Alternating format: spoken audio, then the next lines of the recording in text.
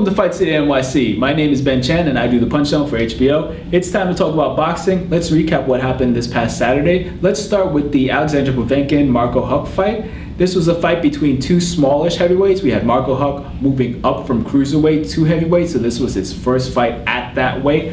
Povetkin is a smallish heavyweight, and people have talked about him as a guy that could possibly challenge one or both of the Klitschko brothers, not at the same time.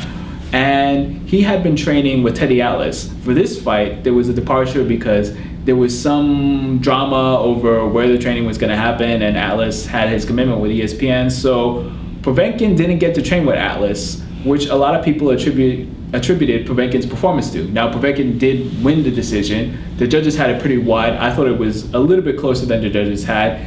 And there are people who say, well, maybe if Povetkin trains with Atlas, he'll look better. But I think we've seen the best Povetkin there is. I don't think that there's a better version of Alexander Povetkin out there. If you look at his level of competition over his last few fights or since he's hooked up with Atlas, it hasn't been that high. There's nothing there to indicate that he could actually challenge one of the top guys at heavyweight, guys who are bigger and have a lot of power. So Povetkin wins this fight. I don't think his stock rises or falls a lot. Actually, I think maybe it falls a little bit because he lost to a guy who was fighting at heavyweight for the first time. In terms of what Marco Huck is going to do at heavyweight, I don't think he's going to do that much because he was fighting a smaller heavyweight, and there were times when he clipped Povetkin with full flush with right hands, and it didn't seem like he was able to hurt Povetkin. So if he's not able to hurt Povetkin, he's definitely not going to be able to hurt the bigger guys at heavyweight. He's definitely not going to be able to put a hurt on one of the Klitschko brothers. So,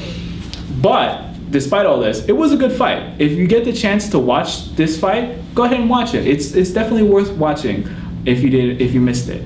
Now, the second fight on Epix was Nathan Cleverly versus Tommy Karpency. If you missed this fight, don't bother watching it again. Don't bother watching it. If you did watch this fight, I'm sorry. This was a terrible fight. It wasn't terrible in that both fighters were fighting terribly. Nathan Cleverly actually displayed his boxing skill, and from early on, it was pretty clear that he was a class above, or maybe more than one class above Karpency, but it was boring because he never took Karpency out, and there was just nothing that Karpency could do against Cleverly to make him think or to hurt him, and it didn't look like Cleverly could actually hurt Karpency. Now, was this an issue of Cleverly just not sitting on his punches, or maybe he doesn't have the power to really take guys out?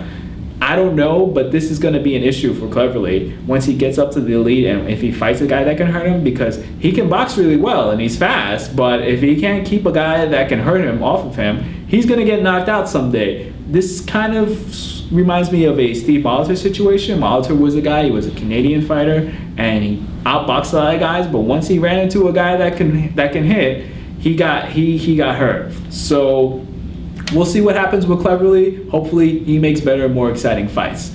Then we had the HBO card. On the first fight of the night, we had Adrian Broner knocking out Elroy Perez in 4 rounds.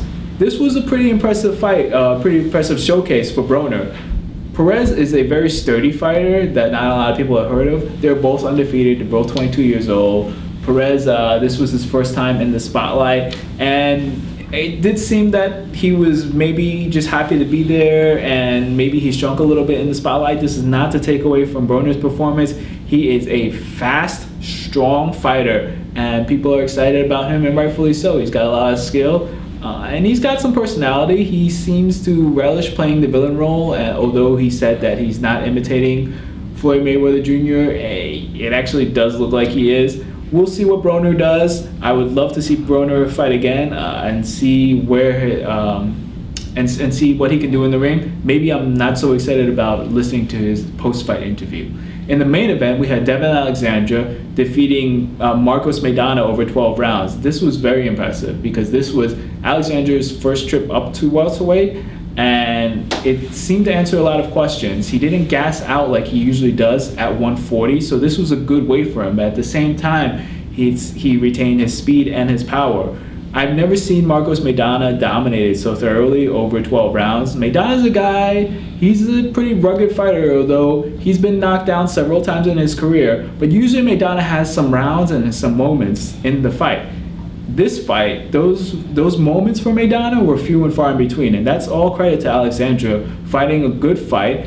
Now, early in the fight, it looked like he was wrapping up and hugging Maidana a little bit too much, but later on in the fight, once he got comfortable, the offense was flowing. He was hitting Maidana. He had him stunned a few times. Didn't drop him, but definitely hurt him enough so that Maidana thought twice about coming forward, and he hurt Maidana to the body, which has happened to Maidana before. So this was a really good fight for Devin Alexandre, and it seems like he's got cred at 147 now.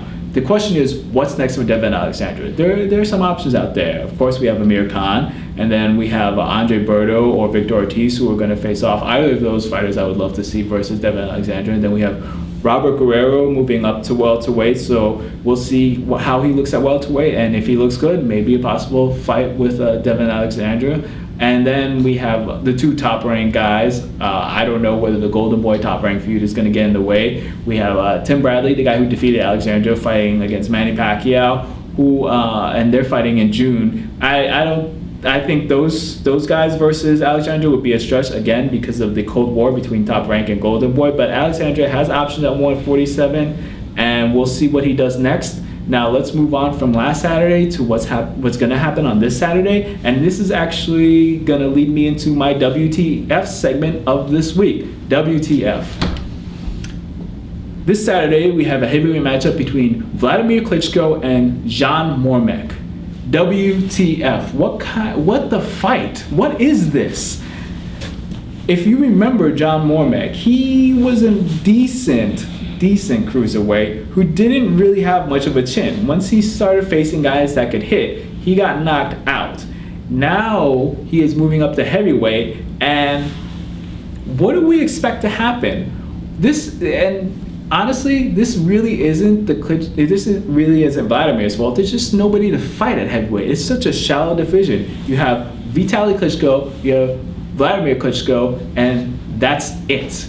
I wish these two guys, I understand that they're brothers. I understand that they promised their mom they won't fight each other. I wish they would just fight one another and get it over with, because I am tired of seeing these mismatches. I'm tired of seeing guys talk a lot of crap, get in the ring, and then get flattened against the Klitschkos, or go the distance for the moral victories. It's just not what I want to see. This is a heavyweight. This is supposed to be premier division in boxing. This is the division that everybody looks to. This is the most famous division in boxing, and right now it's pretty bad. You have two guys who are good, maybe somewhere in the all-time great talk. I don't know, at heavyweight, I mean. And I kind of wish they would just fight one another or retire and let the other guys fight it out, because I am tired of seeing these mismatches. So this Saturday we have Vladimir Klitschko versus Jan Mormek. Tune in on Saturday to Epics if you like seeing Frenchmen get beat up. That's all I have this week. Thank you for tuning in to Fight City NYC. We'll see you next week.